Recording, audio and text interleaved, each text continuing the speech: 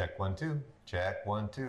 Let's take a dive into STEM Day and the mind of MIT professor Ed Moriarty. Hello, can you start off with where you teach and what you teach? Sure. My name's Ed Moriarty. I work at MIT, the Massachusetts Institute of Technology in Cambridge, Massachusetts.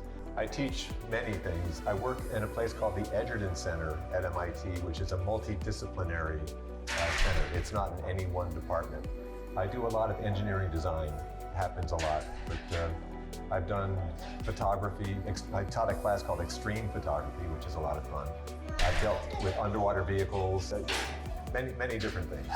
The one I teach right now is engineering, art, and science, where I ask students to come up with an idea for something and then do it. And we look to see anything you're ever going to do, there'll be some sense of aesthetics, there'll be some engineering principles, there's some science experiments you might want to do. So I like to have many disciplines looking at any one project. Okay, how do you think STEM helps the students and where can they try STEM? Well, science, technology, engineering, and math, how are they useful? Okay. Art, athletics, music, I mean, like, there are so many things. It's all important. And the fact that you're asking it is saying that people have taken that away for some reason. Engineering is about empowerment.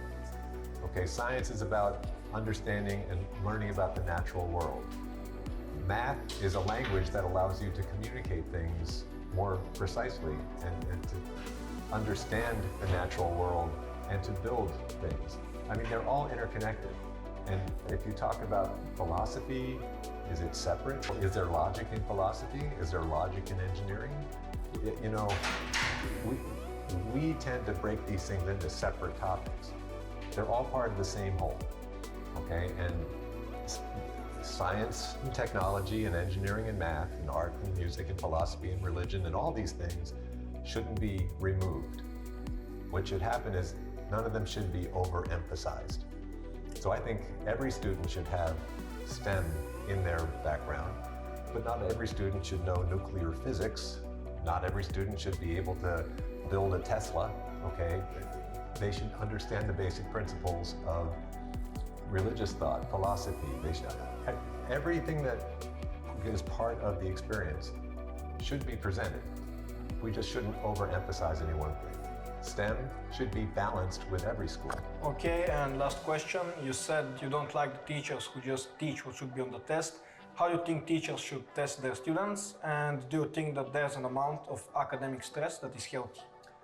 It's not that I don't like teachers. I don't like the system that has teachers be in the role of just judging students, of presenting all knowledge, that everything that needs to be known by the students, the teachers presenting. I prefer that there is a collaborative learning model, that you present a situation or you bring up a topic and then you have different people share their observations or thoughts about the topic. Maybe have students read about certain things and then the discussion is where you start presenting what happens. And you allow the students to be building their knowledge as opposed to someone speaking, this is the fact, this is the next fact, this is how you do such and such.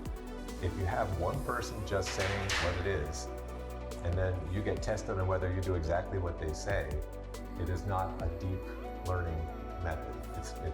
It's a shallow method. A method that allows students to retain and understand and be able to use the information is if they are trying to use the information in a meaningful way in discussions with other people or in building something or whatever.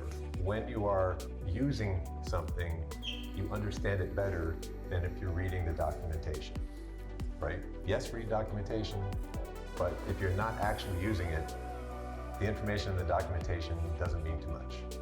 Okay, and last question. That was the last question. Nice Almost. How Okay.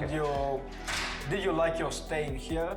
And yeah. Well, I just got here last night at midnight. Okay. No, I mean in the school. How was your Oh experience? no, this is wonderful. It's been absolutely delightful. The attitude here is, I think, a very positive one. I think they actually think students are people.